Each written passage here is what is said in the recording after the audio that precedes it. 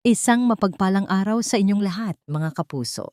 Ako po si Donna at maligayang pagbabalik dito sa Tadhana TV kung saan ang bawat kwento ay may dalang aral at pag-asa. Sabi nila, ang singsing at pirma sa kontrata ay sapat na para bigyan ka ng titulong legal wife.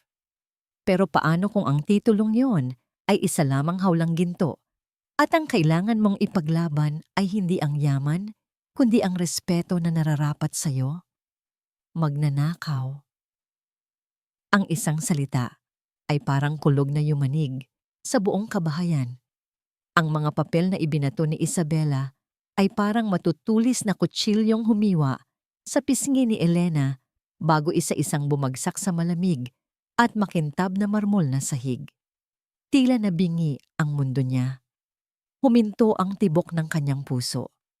Ang babaeng kaharap niya, ang hipag na pinagsilbihan niya ng kape tuwing umaga, ang taong sinubukan niyang ituring na tunay na kapatid, ngayon ay tinatawag siyang magnanakaw sa harap ng buong pamilya.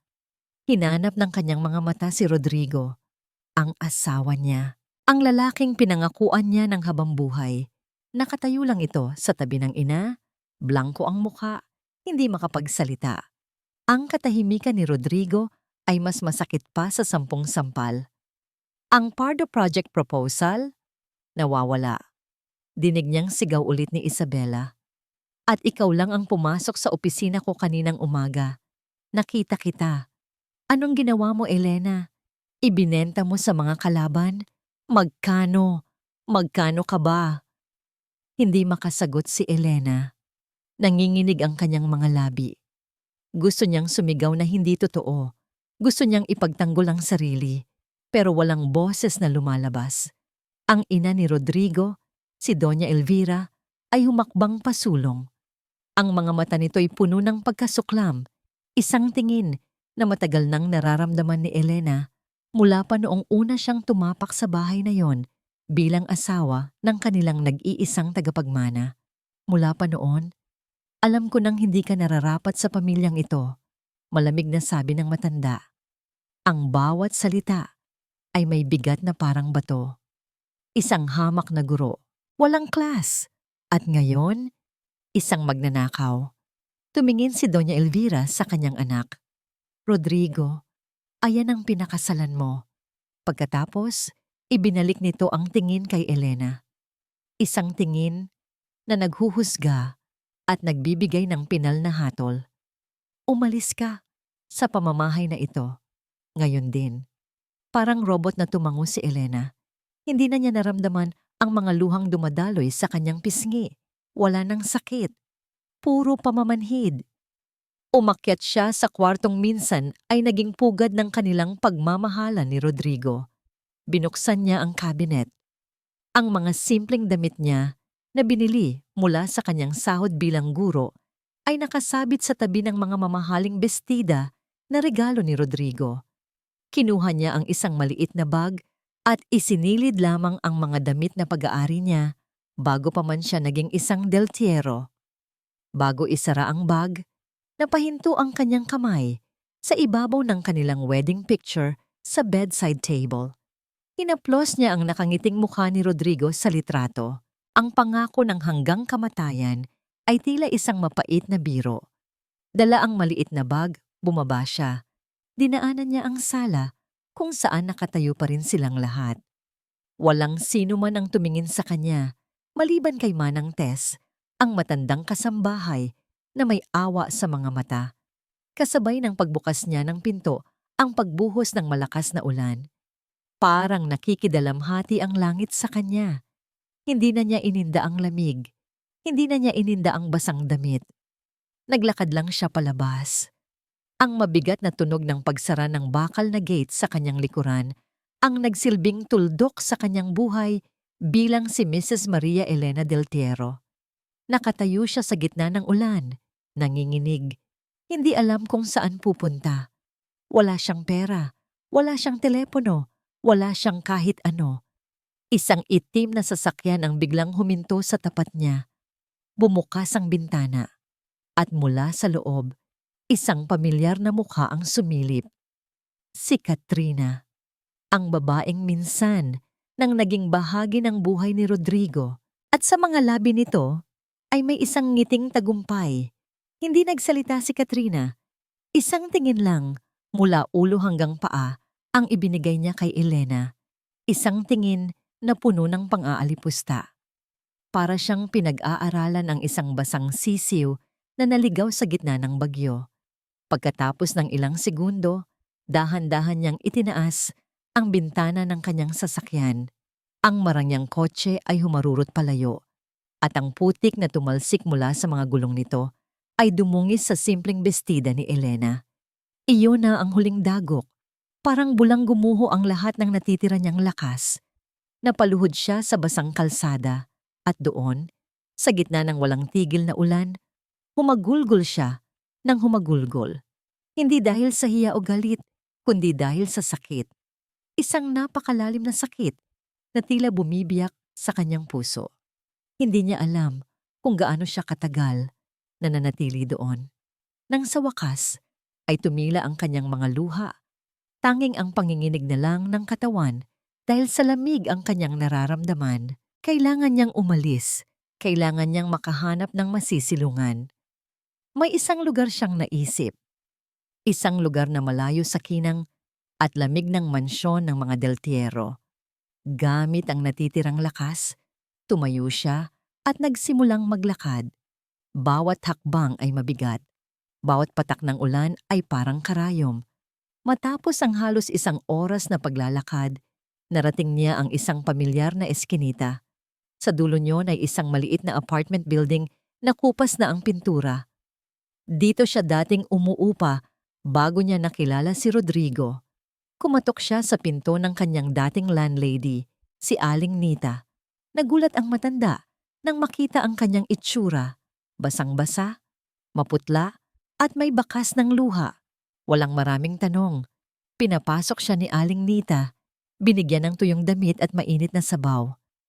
May bakante pa akong kwarto sa taas, ineng. Malumanay na sabi ng matanda. Kunin mo na muna. Huwag mo munang alalahanin ang bayad. Tumangulang si Elena, walang lakas na magpasalamat. Sa loob ng maliit na kwarto na amoy lumang kahoy at pintura, ibinagsak niya ang sarili sa kama. Niyakap niya ang kanyang mga tuhod at muling umiyak, pero ngayon, mahina na lang. Isang pag-iyak ng pagod at pagsuko. Samantala, sa mansyon, ang katahimikan ay nakakabingi. Basag ang bote ng mamahaling alak sa sahig. Si Rodrigo ay nakaupo sa dilim ng kanyang opisina. Hawak ang isang baso, tulala. Paulit-ulit na naglalaro sa isip niya ang itsura ni Elena habang papalabas ito ng pinto. Ang mga matang puno ng sakit at pagtataka. Rodrigo, anak. Pumasok si Doña Elvira. Hindi nito pinansin ang basag na bote. Kailangan mong ayusin ang gusot na ito. We need to do damage control. Ang Pardo, deal ang pinakamalaking kontrata ng kumpanya ngayong taon. Paano si Elena, ma? Sa wakas ay tanong ni Rodrigo, basag ang boses. What about her? Matigas na sagot ng ina. She made her bed. Now she has to lie in it. Ang pamilya at ang kumpanya ang unahin mo. Dumating si Isabela, may dalang folder. Heto na ang mga papeles. I had our lawyers draft the annulment papers. The sooner we cut ties with her, the better. Isipin mo na lang, she used you. Tumingin si Rodrigo sa kapatid. Bakit parang, ang bilis mo ate? Bakit parang handa na ang lahat? Natigilan si Isabela. What are you trying to say? Na ako ang may gawa nito? Rodrigo, kapatid mo ako. Lahat ng ginagawa ko ay para sa pamilya. Sa sinabing yon ni Isabela, naalala ni Rodrigo ang lahat ng sakripisyo nito para sa kanya noon. Noong nagsisimula pa lang siya, si Isabela ang tumulong sa kanya, ang gumabay sa kanya. Utang na loob. Iyon ang kadenang nakapulupot sa kanyang leeg. Hindi na siya umimik. Naiwan siyang mag-isa sa dilim. Paulit-ulit niyang tinitingnan ang kanyang telepono, umaasang may mensahe o tawag mula kay Elena. Pero wala. Binuksan niya ang gallery ng kanyang cellphone. ang mga litrato nila ni Elena noong una nilang date sa isang simpleng karinderya. Noong nag-propose siya sa ilalim ng puno ng mangga sa probinsya nito, ang mga ngiti ni Elena, totoo. Hindi ngiti ng isang taong ganid sa pera. Hindi niya namalayan. Tumutulo na pala ang luha sa kanyang mga mata. Sa gitna ng kanyang yaman, sa loob ng malaking mansyon, pakiramdam niya ay siya ang pinakapulubi at nag-iisang tao sa buong mundo. Sa maliit na kwarto sa kabilang dulo ng syudad, nagising si Elena. Madilim pa. Nakarinig siya ng mahinang tawag sa labas. Taho! Taho! Napaupo siya. Tumingin sa paligid at doon niya naramdaman ang bigat ng katotohanan. Hindi ito isang masamang panaginip. Tumayo siya at lumapit sa bintana. Mula sa siwang ng kurtina, nakita niya ang magtataho na naglalakad sa kalye. Nakita niya ang mga taong papasok sa trabaho, ang mga estudyanteng naghahabulan. Ang mundo ay patuloy na umiikot, na para bang walang nangyari. Sa isang iglap, isang tawag ang pumasok sa telepono ni Aling Nita na iniwan ito sa kanyang tabi. Isang pamilyar na numero, si Manang Tess. Kinakabahang sinagot ni Elena. Hello? Katahimikan. Manang Tess? Kayo po ba yan? Narinig niya ang isang pigil na paghikbi sa kabilang linya. Pagkatapos ng ilang segundo, walang anumang salita. Ibinaba ang telepono. Napahigpit ang hawak ni Elena sa cellphone. Bakit? Bakit tumawag si Manang Tess kung hindi naman ito magsasalita? May gusto ba itong sabihin? O baka naman may takot itong nararamdaman? Maya-maya pa isang text message ang dumating sa lumang telepono ni Aling Nita mula sa bangko. Dear Mr. and Mrs. Del Tiero, we would like to inform you that your joint savings account has been temporarily frozen as per the request of the primary account holder. Thank you. Nanlamig ang buong katawan ni Elena. Primary account holder, si Rodrigo. Ngayon, sigurado na siya. Hindi lang siya pinalayas. Tinanggalan din siya ng lahat. Wala na siyang karapatan. Wala na siyang pangalan. Wala nang natira. Nakatitig lang si Elena sa text message sa telepono. Ang sakit na nararamdaman niya kanina ay unti-unting napalitan ng isang kakaibang lamig. Isang lamig na nagpatigas sa kanyang puso at naglinaw sa kanyang isip. Tapos na ang pag-iyak. Kailangan niyang mabuhay. Hindi para kay Rodrigo, hindi para patunayan ang sarili sa mga Del Tiero, kundi para sa sarili niya. Nagpasalamat siya kay Aling Nita para sa pansamantalang tulong, ngunit magalang siyang tumanggi na manatili ng walang bayad. Nakakahiya po, Aling Nita. Hayaan niyo po akong maghanap ng paraan. Kinabukasan, maaga siyang gumising. Inayos niya ang sarili at kahit paano'y sinubukang itago ang pamumugto ng kanyang mga mata. Lumabas siya hindi para magmakaawa, kundi para maghanap ng trabaho. Sa tapat ng eskwelahan kung saan siya dating nagtuturo, may isang maliit at maingay na karinderya. Laging puno ng mga estudyante, mga tuper at mga ordinaryong manggagawa. May nakasulat sa isang karton, Wanted, Dishwasher, All-Around Helper. Nilunok niya ang kanyang pride. Siya si Maria Elena, isang lisensyadong guro, ay kakatok at mag-a-apply bilang tagahugas ng plato. Pumasok siya sa loob. Ang amoy ng mainit na kanin at adobong kumukulo ay sumalubong sa kanya. Ineng, pasensya na. Puno na kami, sabi ng may-ari. Si Aling Rosie, isang matabang babae na abala sa pagsandok ng ulam. Kahit ano po ate, kahit anong trabaho, magaling po ako maglinis, mabilis po ako. Kailangan ko lang po talaga. Pakiusap ni Elena, nanginginig ang boses. May nakitang kakaiba si Aling Rosie sa mga mata ni Elena. Isang uri ng determinasyon na hindi karaniwan. Bumuntong hininga ito. Sige, subukan mo. Magsimula ka sa hugasan. At doon nagsimula ang bagong buhay ni Elena. Maghapon siyang nakatayo. Abala sa paghuhugas ng sandamakmak na plato, pagpupunas ng mga mesa, at pagwawalis ng sahig. Ang pagod sa katawan ay nakatulong para hindi niya masyadong isipin ang sakit sa kanyang puso. Dito, sa gitna ng ingay at simpleng buhay, walang nakakakilala sa kanya bilang si Mrs. Del Tierro. Isa lang siyang ordinaryong babae na nagsisikap mabuhay. Isang hapon, habang nagpupunas siya ng mesa, isang maliit na bata ang lumapit sa kanya. Ma'am Elena? Napatingin si Elena. Isa ito sa mga dati niyang estudyante. Si Lito. Ma'am, kayo po pala. Masayang bati ng bata. Tingnan niyo po ma'am. Ipinakita nito ang test papers sa math. May malaking pulang star at 100%. Salamat po sa pagturo niyo sa akin, ma'am. Sabi niyo po kaya ko. Napangiti si Elena. Isang tunay na ngiti sa unang pagkakataon sa loob ng maraming araw. Hinawakan niya ang ulo ng bata. Ang galing-galing mo naman, Lito.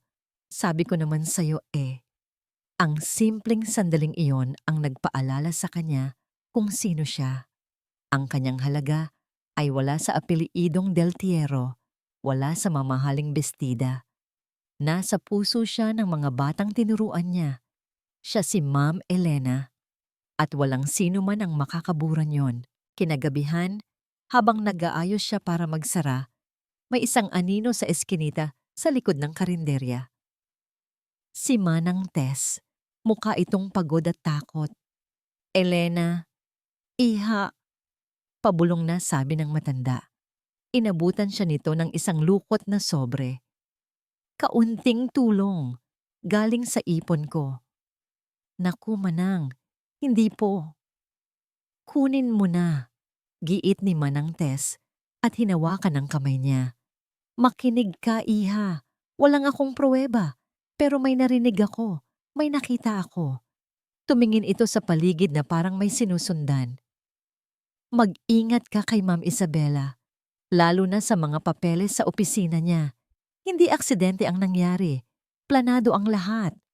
Parang kidlat na tumama kay Elena ang mga salitang iyon. Ang ngiti ni Katrina, ang bilis ng mga pangyayari, ang pag-freeze sa account niya, ang tawag ni Manang Tess na naputol. Tama, hindi ito simpleng galit o paghihinala, isa itong patibong. Umalis agad si Manang Tess, takot na may makakita sa kanya. Naiwan si Elena, hawak ang sobre, nag-aapoy ang dibdib sa bagong damdamin. Hindi na ito sakit, galit, isang matinding galit. Hindi na siya ang iiyak. Panahon nang sila naman ang bigyan niya ng dahilan para matakot. Ginamit niya ang kaunting pera mula kay Manang Tess. Hindi para sa pagkain o upa. Pumasok siya sa isang maliit na tindahan ng cellphone. Bumili siya ng pinakamurang smartphone at isang bagong SIM card. Sa kanyang maliit na silid, sa ilalim ng liwanag ng isang mahinang bumbilya, binuksan niya ang telepono. Hinanap niya ang numero ni Rodrigo na sa ulado niya. Nag-type siya ng isang maikli, ngunit mabigat na mensahe. Bawat letra ay may diin, bawat salita ay pinag-isipan. Kailangan nating mag-usap. Hindi tungkol sa atin, tungkol sa kumpanya. Pinindot niya ang send. At pagkatapos, huminga siya ng malalim, naghihintay. Ang laro ay nagsimula na. Nasa kalagitnaan ng isang meeting si Rodrigo nang mag-vibrate ang kanyang telepono. Isang unregistered number. Karaniwan ay hindi niya ito pinapansin, ngunit may kung anong nagudyok sa kanya na buksan ito. Kailangan nating mag-usap. Hindi tungkol sa atin, tungkol sa kumpanya. Tumigil ang mundo ni Rodrigo. Alam niya kung kanino galing ang mensahe. Ang estilo ng pag-text, maikli, direkta, walang paligoy-ligoy. Si Elena, ang inaasahan niyang mensahe ay puno ng panunumbat, galit o pakiusap. Pero ito ay kalmado. Ito ay professional. At iyon ang mas lalong nagpagulo sa kanyang isip. Kung totoong nagkasala si Elena, bakit siya makikipag-usap tungkol sa kumpanya? Rodrigo, are you with us? Tanong ng isang board member. Yes. Yes, I'm sorry. Sagot niya, pilit na ibinabalik ang atensyon sa usapan. Pero wala na. Ang isip niya ay lumilipad na. Pagkatapos ng meeting, bumalik siya sa kanyang opisina at nilock ang pinto. Tinitigan niyang muli ang text tungkol sa kumpanya. May alam ba si Elena na hindi niya alam? O isa lang itong paraan para makuha ang atensyon niya? Ang pag-aalinlangan na dati isang maliit na tinik lang sa kanyang dibdib ay nagsisimula ng maging isang malaking punyal. Naalala niya ang sinabi niya kay Isabela. Bakit parang, ang bilis mo ate? Ang mga annulment papers na nakahanda na agad. Ang mabilis na pag-freeze sa kanilang joint account. Ang lahat ay tila masyadong maayos, masyadong planado. Hindi na siya mapakali. May kailangan siyang gawin. Tinawagan niya ang kanyang pinagkakatiwalaang kaibigan, si Marco, isang tech genius na may sariling IT security firm. Marco, pare, I need a huge favor, discreetly. Sabi niya sa telepono, mahina ang boses. Anything, pare. What's up? May ipapadala ako sa iyong mga files, isang audio file at ilang emails. I need you to check them. Lahat. Metadata, possible alterations, anything. Kahit pinakamaliit na detalye. Sounds serious. Sige, send them over. I'll get on it right away. Pagkatapos ng tawag, pakiramdam ni Rodrigo ay bahagya siyang gumaan. Kahit papaano, may ginagawa na siya. Hindi na siya basta naghihintay lang. Samantala, sa isang mamahaling restaurant, nagdiriwang sina Isabela at Katrina. To us, sabi ni Isabela, itinaas ang kanyang wine glass. To a cleaner, more respectable Del Tiero empire. Ngumiti si Katrina. And to our future partnership, I must say, Isabela, you are brilliant. Everything went smoothly. Of course, mayabang na sagot ni Isabela. The teacher never stood a chance at si Rodrigo. He will eventually thank me for this. I saved him. I saved our family's name. Tumingin siya kay Katrina. Once the Pardo deal is renegotiated and secured under our new terms, I will make good on my promise. A senior position in the company is waiting for you. Nakinang ang mga mata ni Katrina. Ito ang matagal na niyang inaasam. Hindi si Rodrigo, kundi ang kapangyarihan at posisyon na kaakibat ng pangalang Del Tiero. Gabi na nang makauwi si Rodrigo. Pagod ang kanyang katawan at isip. Pumasok siya sa dati nilang kwarto ni Elena. Ang amoy ng pabango nito ay nanatili pa rin sa mga unan. Ang lahat ay nasa ayos, malinis, pero walang buhay, malamig. Binuksan niya ang drawer ng kanyang bedside table para kumuha ng gamot sa sakit ng ulo. Sa ilalim ng mga gamot, may nakita siyang isang maliit at pamilyar na lunchbox. Ang huling baon na inihanda ni Elena para sa kanya noong umagang iyon. Hindi niya ito nagalaw. Binuksan niya ito. Sa ibabaw ng kanin at adobo ay may isang maliit na post-it note na kulay dilaw. Sulat kamay ni Elena. Eat well, mahal. Ingat. Napahigpit ang hawak ni Rodrigo sa papel. Mahal. Tinawag pa rin siyang mahal sa kabila ng lahat. Isang matinding pagsisisi ang bumalot sa kanyang buong pagkatao. Bakit siya nanahimik? Bakit hindi niya ito pinakinggan? Biglang tumunog ang kanyang telepono. Si Marco. Pare, may nakita ako. Sabi ni Marco sa kabilang linya. Yung audio file. It's clean. Too clean. Walang background noise, walang interference. Parang ni-record sa isang professional studio. And the metadata. May discrepancy sa creation timestamp. I need more time, but something is definitely off here. Parang binuhusan ng malamig na tubig si Rodrigo. Hindi pa ito pruweba, pero sapat na ito. Sapat na para kumilos siya. Kinuha niya ang kanyang telepono. Buong tapang niyang ni-replyan ang text ni Elena. Saan at kailan? Hindi niya alam na sa kabilang silid, sa computer ni Isabela, isang notification ang lumabas. Isang tracking software ang nag-log ng kanyang papalabas na mensahe. Binasa ni Isabela ang text ni Rodrigo. Isang malamig at mapanganib na ngiti ang gumuhit sa kanyang mga labi. Akala mo matatalo mo ako, Elena? Bulong niya sa dilim. The game is not over yet. Nagkasundo silang magkita sa Baclaran Church, isang lugar na matao kung saan hindi sila paghihinalaan at isang lugar na sagrado na para bang magbibigay bigat sa anumang kasinungalingang bibitawan. Unang dumating si Elena. Nakasuot siya ng simpleng t-shirt at pantalon, ang uniforme niya sa karinderya. Umupo siya sa isa sa mga pinakalikod na bangko, niyakap ang sarili at tahimik na nagdasal. Hindi para humingi ng tulong, kundi para humingi ng lakas ng loob. Maya-maya, naramdaman niyang may umupo sa tabi niya. Hindi niya kailangang lumingon. Ang pamilyar na amoy ng pabango ni Rodrigo ay sapat na. Ilang minuto silang hindi nagsalita, parehong nakatingin sa altar. Ang katahimikan sa pagitan nila ay puno ng mga salitang hindi masabi. Si Rodrigo ang unang bumasag nito. Kumusta ka? Mahina niyang tanong. Buhay pa. Walang emosyong sagot ni Elena, hindi pa rin tumitingin sa kanya. Ikaw? Napalunok si Rodrigo. Elena ay, huwag. Putol ni Elena at sa wakas ay humarap sa kanya. Ang mga mata niya ay hindi na puno ng luha, kundi ng isang matatag at malamig na determinasyon. Hindi ako pumunta dito para marinig ang sorry mo. Nandito ako para sa katotohanan. Inilabas ni Rodrigo ang isang makapal na sobre. Heto, pera, para makapagsimula ka. Tiningnan lang ni Elena ang sobre. Hindi niya ito ginalaw.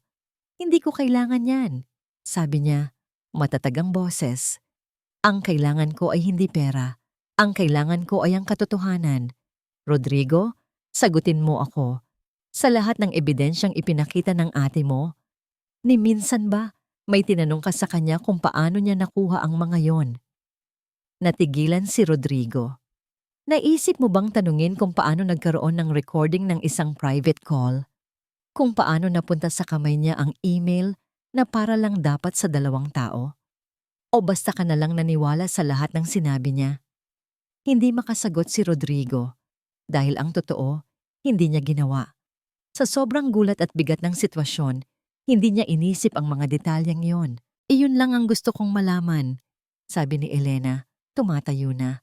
Salamat sa oras mo. Elena, sandali. Pigil ni Rodrigo, hinawakan ang braso niya. May pinapaimbestigahan na ako. Yung audio file, may mali daw. Hindi ko pa alam kung ano, pero I'm working on it.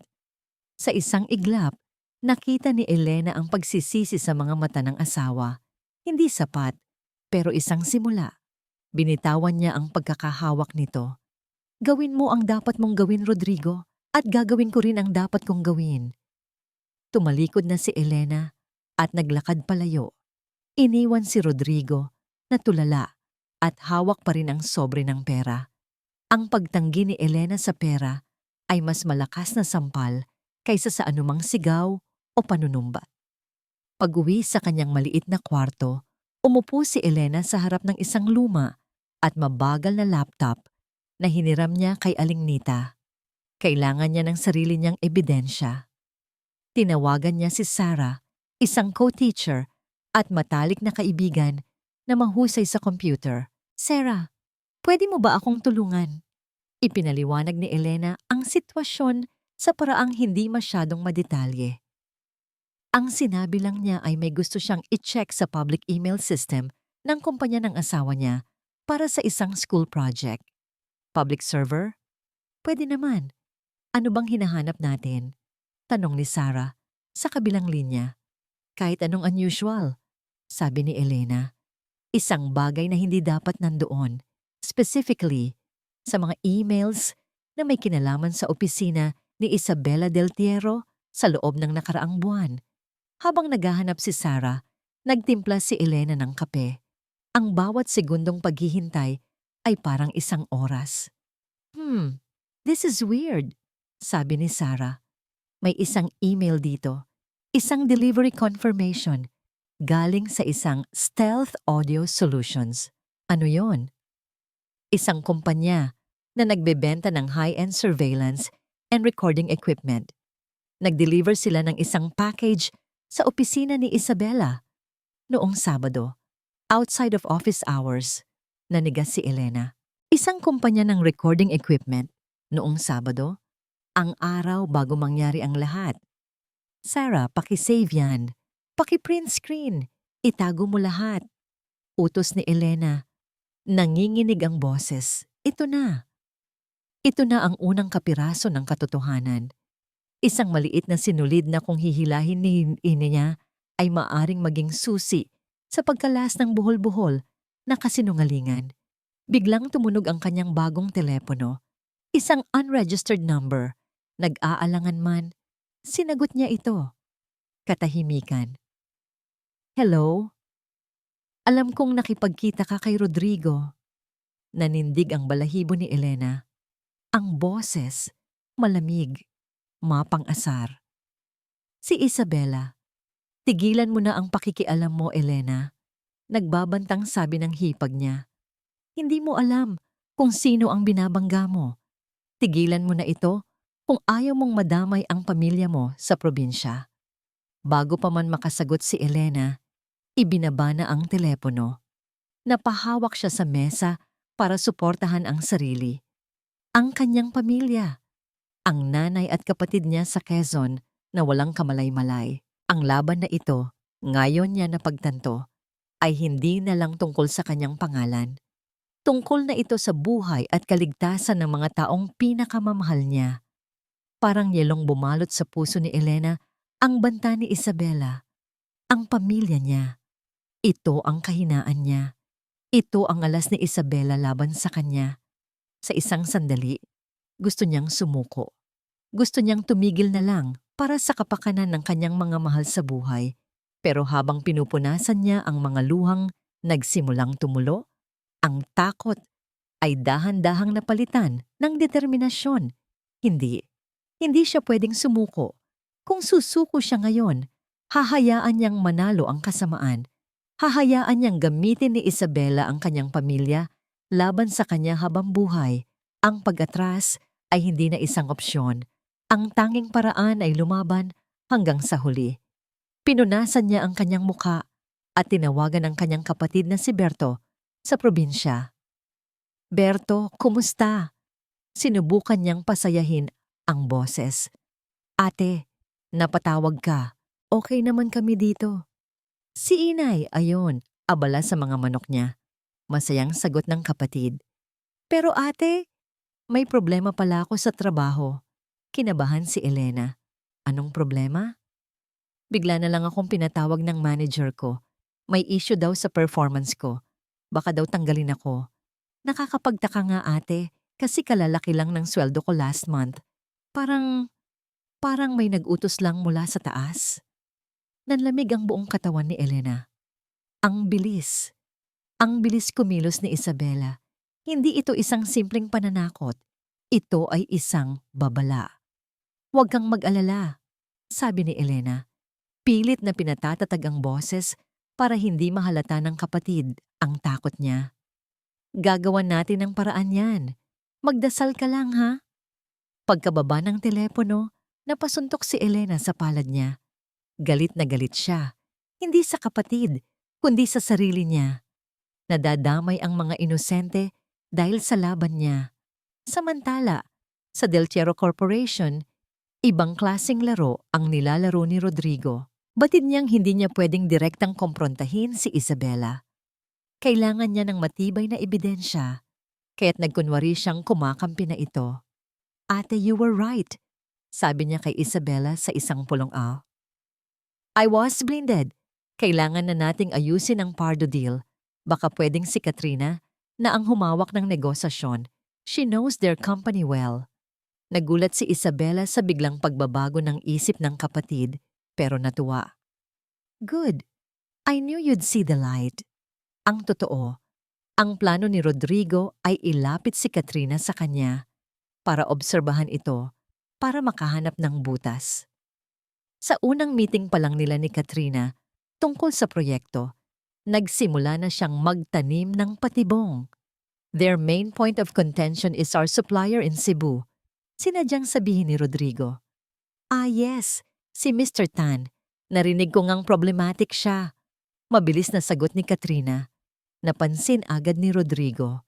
Ang impormasyon tungkol kay Mr. Tan ay nabanggit lang sa isang closed-door meeting ng mga board members. Paanong nalaman ni Katrina yon? Hindi niya ipinahalata. Ngumiti lang siya. Exactly. We need a better strategy to handle him. Habang nag-uusap sila, walang kamalay-malay si Katrina na ang ballpen na nasa bulsa ni Rodrigo ay isang recording device.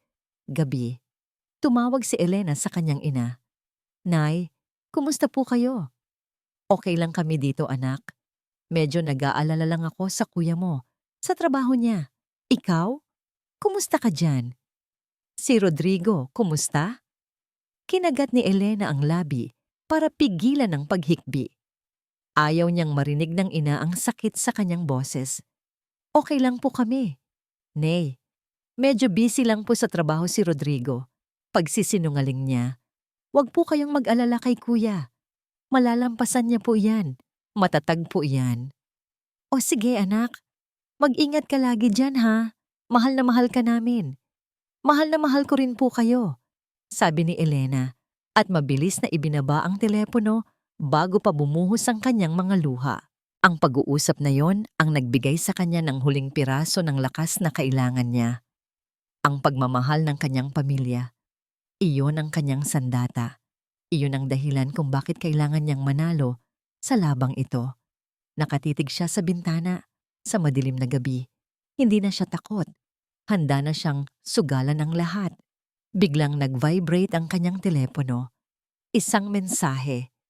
Mula sa isang numerong hindi pamilyar. Binuksan niya ito. Isa itong picture message. Walang text. Isang litrato lang. Malabo ang kuha. Tila kinunan ng patago. Isang puting papel sa ibabaw ng isang lamesa. May nakasulat na address ng isang bangko, isang numero, at isang pangalan. Katrina Gonzales. Sa ibaba ng larawan, may isa pang text na pumasok mula sa parehong numero. Ingat. Empty. Napahawak si Elena sa kanyang dibdib.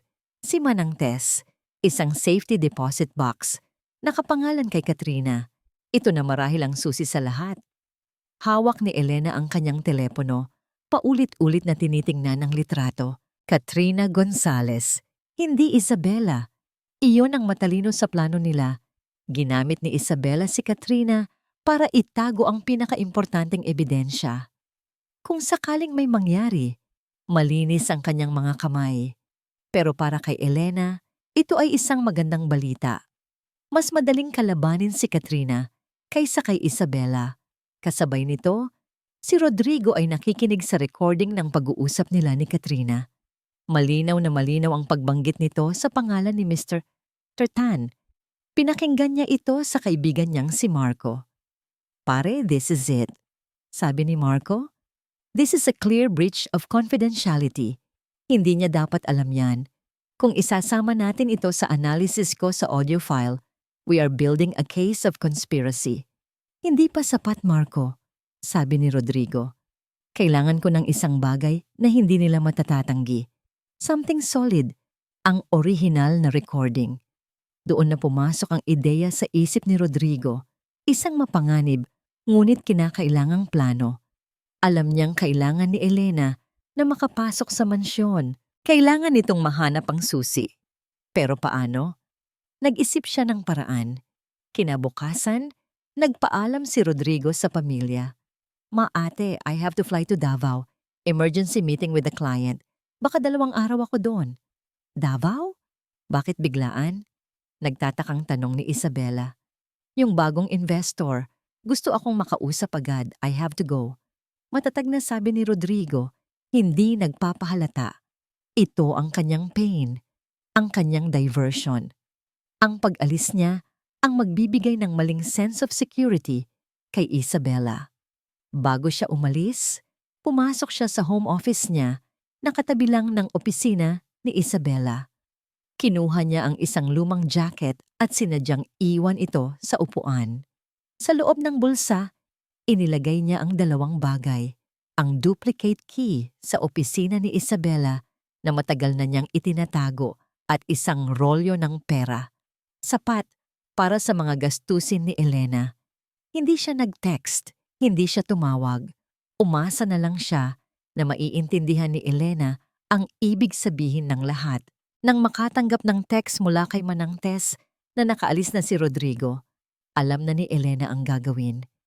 Iha, mamayang gabi, pagtulog na ang Donya, sabi ni Manang Tess sa telepono. Dumaan ka sa likod. Hahayaan kong bukas ang pinto sa kusina. Kinagabihan, sa dilim, halos gumapang si Elena papasok sa bakuran ng mansyon na minsan niyang tinawag na tahanan. Bawat kaluskos ng mga dahon ay parang sigaw sa kanyang pandinig. Ang puso niya ay kumakarera, gaya ng ipinangako, nakabukas ang pinto sa kusina. Sinalubong siya ni Manang Tess, nanginginig din sa takot. Dalian mo, iha, bulong ng matanda. Tahimik silang umakyat. Ang bawat hakbang sa grand staircase ay puno ng pag-iingat. Pumasok sila sa opisina ni Rodrigo at doon, sa ibabaw ng upuan, nakita ni Elena ang pamilyar na jacket. Kinapa niya ang mga bulsa. Naramdaman niya ang malamig na metal ng susi at ang kapal ng pera. Sa isang iglap, napuno ng luha ang kanyang mga mata. Hindi dahil sa lungkot, kundi dahil sa pasasalamat. Nagtiwala si Rodrigo. Kahit walang salita, nagtiwala siya. Hindi na siya nagsayang ng oras. Ginamit niya ang susi para buksan ang katabing opisina ni Isabela. Ang silid ay madilim at malamig, tulad ng may-ari nito. Amoy mamahaling leather at pananaray. Dahan-dahan niyang binuksan ang mga drawer ng malaking lamesa. Papeles, folder, stapler, walang susi. Saan? Saan niya itinago? Sa ilalim ng lamesa. Sa mga cabinet, oras ang kalaban niya. Napansin niya ang isang maliit at nakalak na drawer sa pinakailalim. Sinubukan niyang buksan, pero ayaw. Bigla siyang may naalala. Noong bago pa lang siya sa mansyon, ipinakita sa kanya ni Rodrigo ang isang emergency trick. Sa mga muebles na yon, may isang maliit at halos hindi kapansin-pansing butones sa ilalim ng drawer na kapag pinindot ay mag-u-unlock sa lahat. Kinapa niya ito. Pinindot. Isang mahinang click ang kanyang narinig. Dahan-dahan niyang hinila ang drawer. Sa loob, sa ilalim ng mga checkbook, may isang maliit na susi. Isang susi na may numerong nakakabit. Ang parehong numero na nasa litratong ipinadala ni Manang Tess. Nakahinga siya ng maluwag. Nakuha na niya. Hawak ang susi. Akma na siyang aalis ng bigla. Isang malakas na busina ng sasakyan ang narinig niya mula sa labas. Napatingin sila ni Manang Tess sa bintana. Ang mga ilaw ng sasakyan ni Isabela ay papalapit sa gate. Diyos ko! Nanginginig na sabi ni Manang Tess. Bumalik siya. Ang sabi niya bukas pa siya uuwi galing sa Tagaytay. Nanigas si Elena sa kanyang kinatatayuan. Na-trap siya. Na-corner. Walang labasan.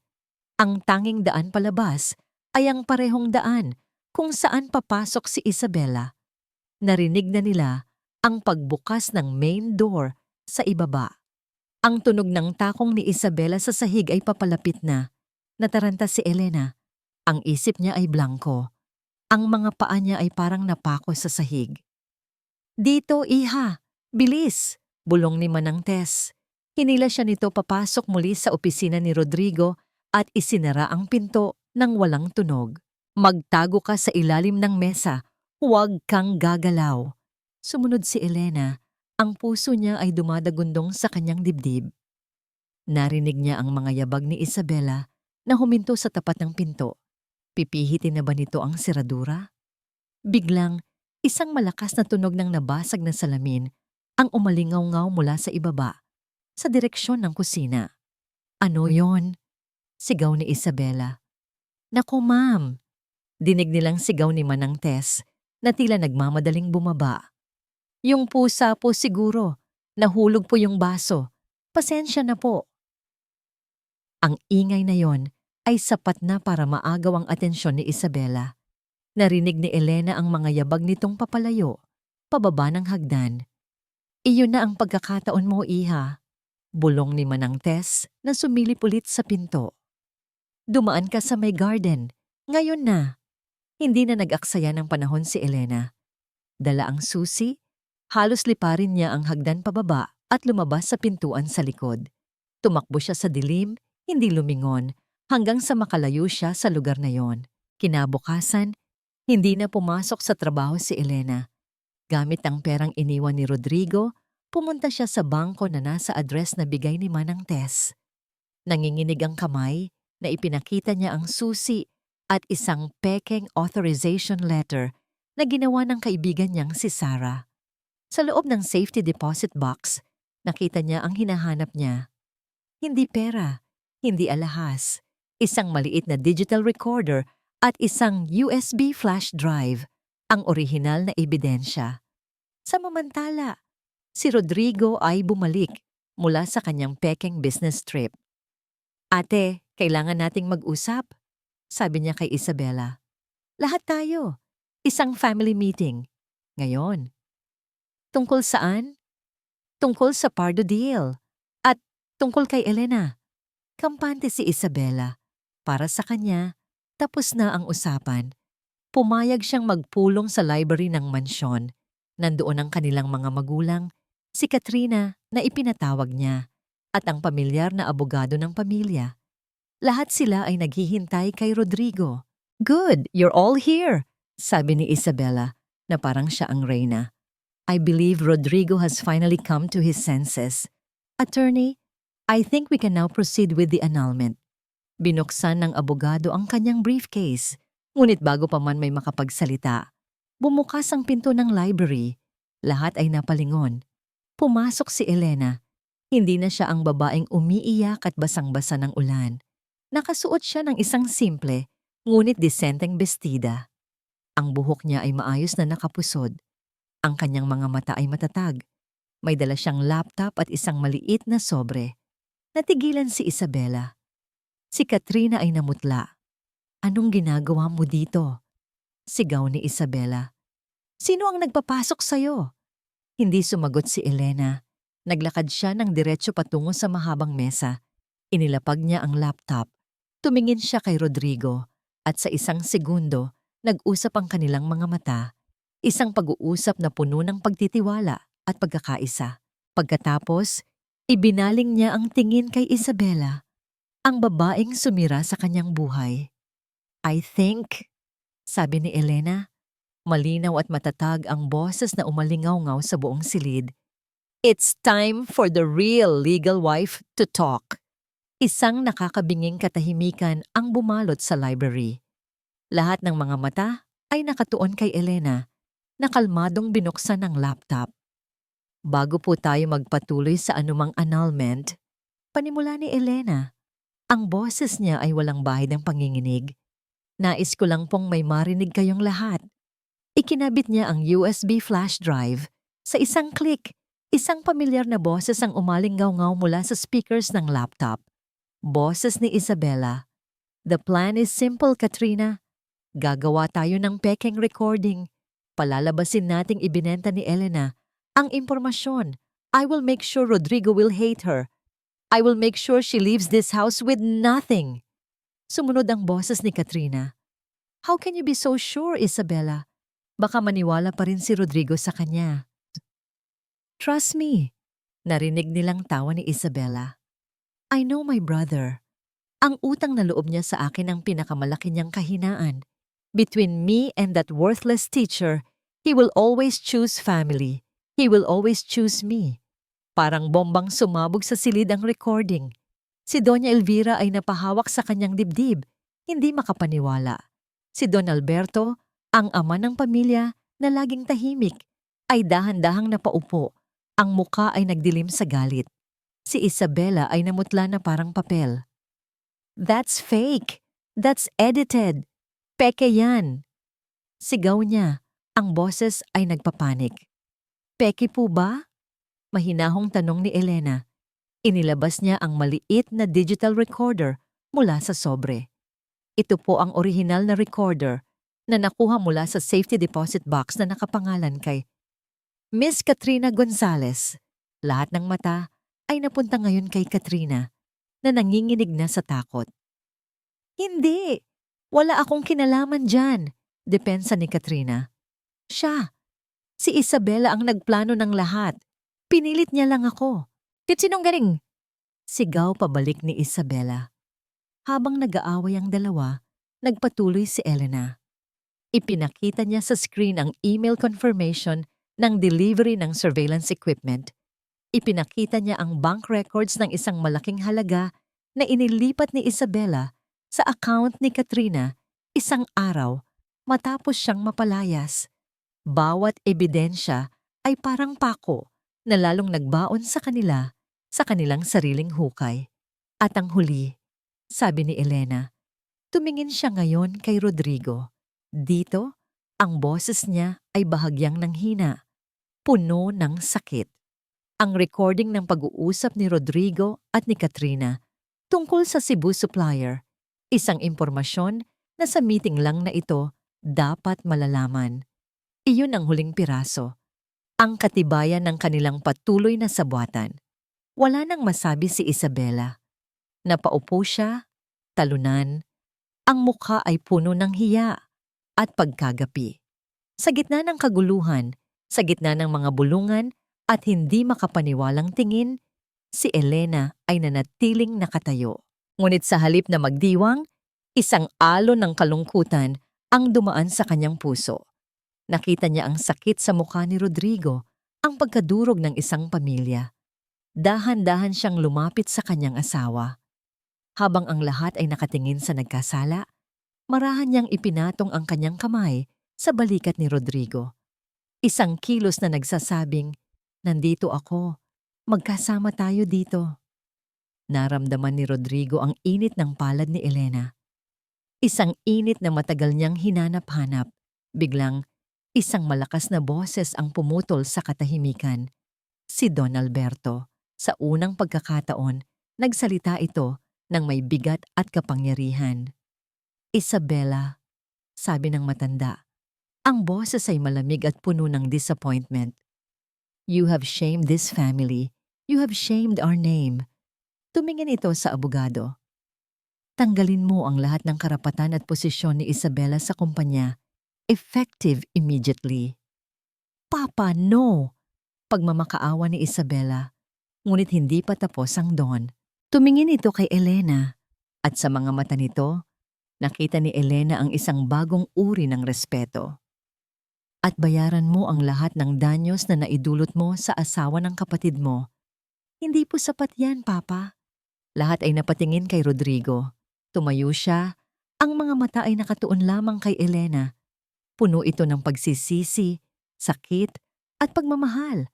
At sa harap ng kanyang buong pamilya, sa harap ng babaeng minsan niyang sinaktan at pinabayaan, dahan-dahan siyang lumuhod.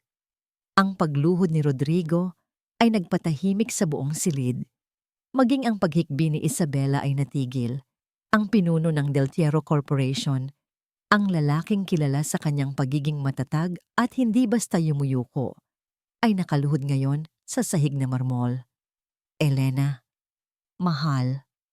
Basag ang boses ni Rodrigo, ang mga mata ay nagsusumamo. Patawarin mo ako, hindi para sa pagdududa ko sa'yo, kundi para sa kaduwagan ko. Patawarin mo ako dahil hinayaan kitang masaktan, hinayaan kitang mag-isa. Ako dapat ang kalasag mo, pero ako pa ang naging isa sa mga punyal na sumaksak sa'yo. Patawad. Ang bawat salita ay tapat. Ang bawat salita ay puno ng bigat ng kanyang pagsisisi. Dahan-dahang lumapit si Elena.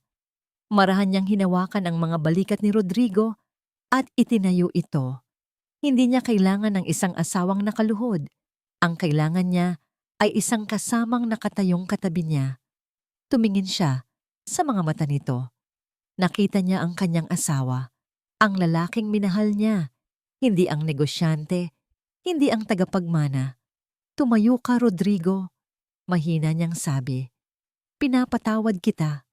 Isang malaking hininga ng ginhawa ang kumawala sa dibdib ni Rodrigo. Akma na sana niya itong yayakapin nang marahan siyang pinigil ni Elena. Pero Dagdag niya, ang boses ay kalmado, ngunit matatag. Hindi ibig sabihin na babalik tayo sa dati, dahil ang dati ay hindi na tama. Tumingin siya sa buong pamilya Del Tiero, sa kanyang biyenan na ngayon ay nakayuko na, at sa kanyang hipag na puno ng luha at hiya. Babalik ako sa bahay na ito, pagpapatuloy ni Elena. Sa dalawang kondisyon, lahat ay nakikinig. Una, ipagpapatuloy ko ang pagtuturo. Ang pagiging guro ay hindi ang kahinaan ko. Iyon ang pagkatao ko. Iyon ang lakas ko. Tumingin siya kay Doña Elvira. At pangalawa, hindi na ako mananatiling tahimik sa isang sulok. Ako ang asawa ni Rodrigo. Ako ay isang Del Tiero. Magkakaroon ako ng boses sa pamilyang ito.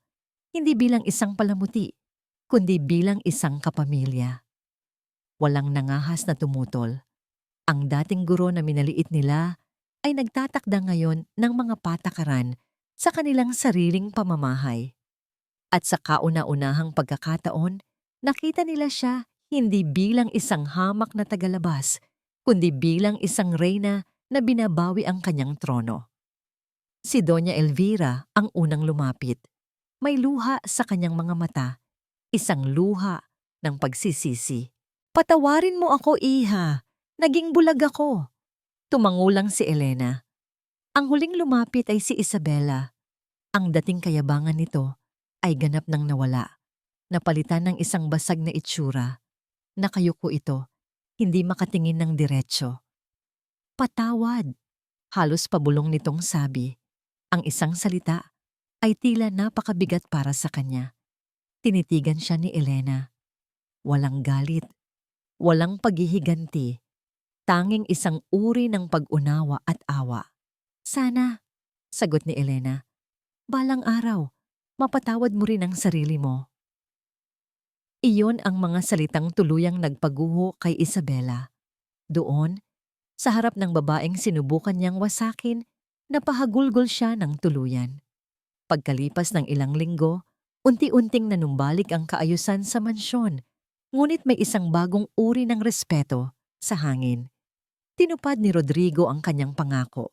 Isang hapon, habang si Elena ay abala sa pag-aayos ng mga libro sa kanyang maliit na classroom sa community center, isang pamilyar na anino ang tumabon sa kanya. Nilingon niya. Si Rodrigo, nakasuot ng simpleng polo shirt at maong, may dalang martilyo at ilang piraso ng kahoy. "Narinig ko, kailangan ng mga bata ng bagong bookshelf," sabi nito. Isang nahihiyang ngiti sa kanyang mga labi. "Nandito ako para tumulong, Ma'am Elena." Napangiti si Elena. Isang tunay at masayang nangiti. Ang gusali ay maaaring sira-sira, ang mga gamit ay luma. Pero sa sandaling iyon, pakiramdam niya ay nasa pinakamarangyang palasyo siya sa buong mundo dahil ang kanyang hari ay naroon, hindi para mag-utos, kundi para magsilbi sa tabi niya. Naging bagong ritual iyon para sa kanila. Tuwing hapon, pagkatapos ng trabaho ni Rodrigo sa opisina, hindi na siya umuwi agad sa mansyon. Dumidiretso na siya sa maliit na eskwelahan ni Elena. Walang pag-uusap tungkol sa nangyari, walang panunumbat.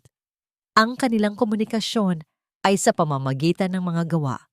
Si Rodrigo, ang CEO na sanay mag-utos sa daan-daang empleyado, ay natutong magpakumbaba. Siya ang taga-kumpuni ng mga sirang upuan. Siya ang taga-pintura ng mga nagbabakbak na pader. Siya ang tagabuhat ng mga mabibigat na kahon ng donasyong libro. At habang nagtatrabaho sila ng magkatabi, sa gitna ng amoy ng pintura at alikabok, unti-unti nilang natagpuang muli ang isa't isa. Isang araw, habang inaayos ni Rodrigo ang bubong na may butas, pinanood siya ni Elena mula sa ibaba. Ang pawis sa noo nito, ang dumi sa mamahalin nitong damit, ang determinasyon sa mukha nito na ayusin ang isang maliit na tulo. Lahat ng yon ay mas kaakit-akit kaysa sa alinmang business suit na isinuot nito. "Mag-ingat ka dyan," sabi ni Elena. Hindi napigilang mapangiti. Ngumiti pabalik si Rodrigo. "Para sa'yo at sa mga bata, kahit ano." Hindi lang si Rodrigo ang nagbago. Ang buong pamilya Del Tiero ay gumagawa ng sarili nilang paraan para bumawi. Tuwing Miyerkules, may dumarating na delivery ng masasarap na pagkain at merienda para sa mga bata, pinadala ni Doña Elvira. Isang araw, dinalaw sila ng abogado ng pamilya at ibinalita na nag-set up si Don Alberto ng isang scholarship fund para sa pinakamahusay na mga estudyante sa center, ang Elena Del Tiero Educational Foundation. Ang mga ito ay maliliit na hakbang, ngunit para kay Elena, ang mga ito ay napakalaking bagay. Isang hapon, habang nagpipintura sila ng pader, aksidenteng natalsikan ni Elena ng puting pintura ang pisngi ni Rodrigo. "Hala, sorry," sabi niya, natatawa. Kumuha si Rodrigo ng pintura gamit ang daliri niya at marahang ipinahid ito sa dulo ng ilong ni Elena. "Quits lang tayo." Nagtawanan sila, parang mga bata. Isang tawanan na matagal nang hindi nila narinig mula sa isa't isa. Sa gitna ng tawanan, biglang tumigil si Rodrigo. Tinitigan niya si Elena. Ang mukha nitong may bahid ng pintura. Ang mga mata nitong kumikinang sa saya. "Dito." Bulong niya, ang boses ay puno ng sinseridad. "Dito ka pinakamaganda, hindi sa loob ng mansyon."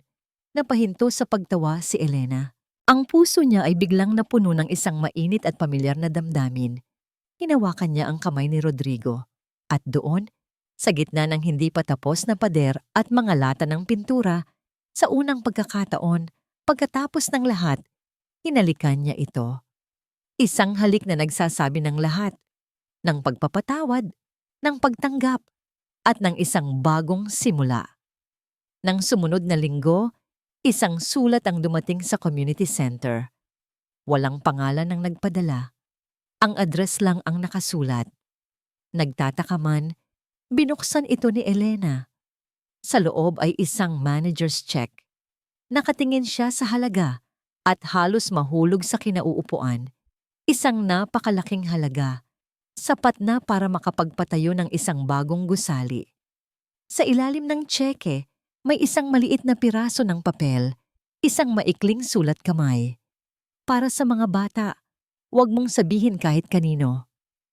Hindi niya kailangang hulaan. Kilala niya ang eleganteng ngunit matigas na sulat kamay na yon, si Isabela. Napatingin si Elena sa labas ng bintana. Ang araw ay papalubog na, nag-iiwan ng isang magandang kulay kahel sa kalangitan. Hindi man nila kayang ibalik ang nakaraan. Alam niyang lahat sila ay nagsisikap na bumuo ng isang mas magandang kinabukasan. Sa kani-kanilang paraan, ang perang galing sa hindi kilalang donor na tanging si Elena lang ang nakakaalam kung kanino talaga nagmula, ay ginamit niya para itayo ang pangarap ng komunidad, isang maliit ngunit modernong library sa tabi ng classroom. Hindi lang ito isang silid-aklatan. Ito ay naging isang kanlungan para sa mga bata. Pagkatapos ng klase, isang lugar kung saan ang kanilang mga pangarap ay maaaring lumipad sa pamamagitan ng mga pahina ng libro. Ang araw ng inaugurasyon ay naging isang munting fiesta sa kanilang lugar.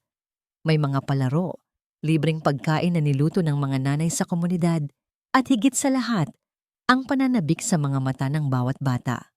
Dumating ang buong pamilya Del Tiero. Hindi sila dumating na parang mga maharlikang panauhin. Si Don Alberto at Doña Elvira ay nakihalubilo sa mga magulang. Si Rodrigo naman, kasama ang mga kaibigan niyang negosyante, ay nag-set up ng isang maliit na booth para sa career guidance para sa mga kabataan. Nang dumating ang oras para sa formal na pagbubukas, tinawag si Elena sa entablado. Ngunit bago siya magsalita, umakyat muna si Rodrigo. Kinuha niya ang mikropono. "Magandang hapon po sa inyong lahat," panimula niya. Ang boses ay malinaw at puno ng pagmamalaki. Hindi siya tumingin sa mga kapwa negosyante o sa mga importanteng bisita. Ang mga mata niya ay nasa mga ordinaryong tao ng komunidad. "Marami sa inyo ang kilala ako bilang si Rodrigo Del Tiero, ang CEO ng aming kumpanya. Pero ngayon, Nais kong ipakilala ang sarili ko sa ibang paraan. Ako po si Rodrigo, ang asawa ni Ma'am Elena. Isang palakpakan ang umugong. Noong una, ang akala ko ang yaman ay nasusukat sa laki ng bahay, sa dami ng pera sa bangko, o sa taas ng posisyon. Pero tinuruan ako ng asawa ko at ninyong lahat dito sa komunidad na ito kung ano ang tunay na yaman.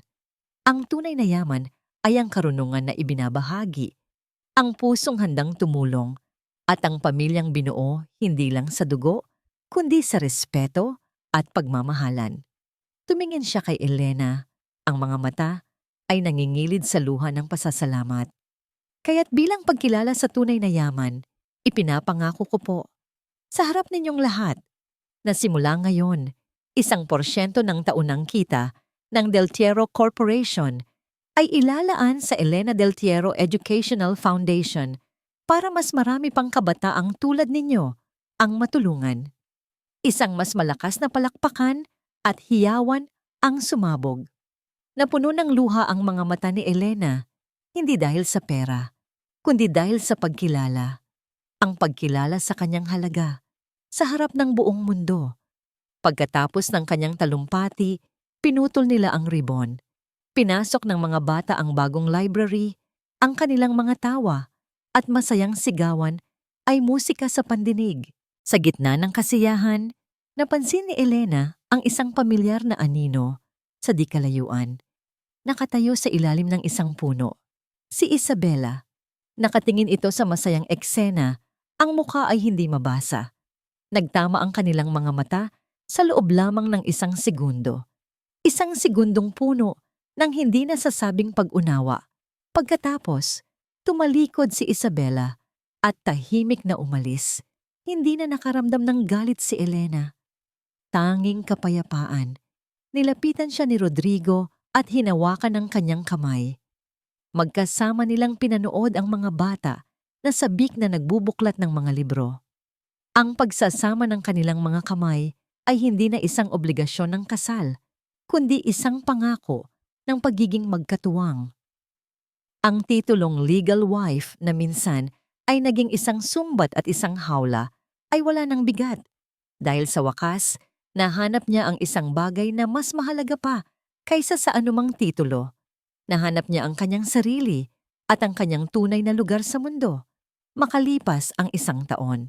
Ang dating munting classroom ni Elena ay isa ng masiglang community center. Ang library na itinayo niya ay laging puno ng mga bata. Sa bakuran, may isang maliit na palaruan na donasyon mula sa mga kaibigan ni Rodrigo. Ang lugar ay naging puso ng kanilang komunidad, isang simbolo ng pag-asa at pagbabago. Si Rodrigo ay nanatiling isang matagumpay na CEO, ngunit isa ng CEO na laging umuuwi sa tamang oras para sa hapunan. Ang kanilang pagsasama ay mas naging malalim, mas matatag, binuo hindi na sa mga pangako ng isang kasal, kundi sa mga pilat na magkasama nilang hinarap at pinagaling. Paminsan-minsan, may dumarating na mga kahon ng libro o bagong kagamitan sa center. Walang pangalan kung kanino galing, ngunit laging may kasamang isang uri ng bulaklak na paborito ni Doña Elvira. Alam ni Elena na iyon ang tahimik na paraan ng paghingi ng tawad at pagpapakita ng pagsisisi ni Isabela. Tinatanggap niya ito nang walang anumang salita. Isang hapon, habang nagbabasa ng kwento si Elena sa mga bata sa ilalim ng isang malaking puno ng mangga sa bakuran, naramdaman niya ang pamilyar na presensya ni Rodrigo. Tahimik itong umupo sa isang bangko sa di kalayuan. Masayang pinapanood ang kanyang asawa sa gitna ng mga batang nakikinig ng mabuti. Nang matapos ang kwento, isang batang babae ang nagtaas ng kamay. "Ma'am Elena," tanong ng bata, "ano po ang pinakamahalagang aral na natutunan niyo sa buhay?" Napangiti si Elena. Ang kanyang mga mata ay hinanap si Rodrigo na tahimik na nakaupo sa likuran. Nakangiti rin sa kanya. Bumalik ang tingin niya sa bata at sa lahat ng mga batang nakapaligid sa kanya. Ang kanyang sagot ay para sa kanila, para kay Rodrigo at para sa kanyang sarili. na ang tunay na tahanan, malumanay niyang sagot, ang boses ay puno ng init at katiyakan, ay hindi isang bahay, kundi isang puso na marunong rumespeto at magtiwala. Sa mga salitang iyon, ang lahat ng sakit ng nakaraan ay ganap ng naghilom. Ang natira na lang ay pagmamahal, kapayapaan, at isang kinabukasang sila mismo ang humubog.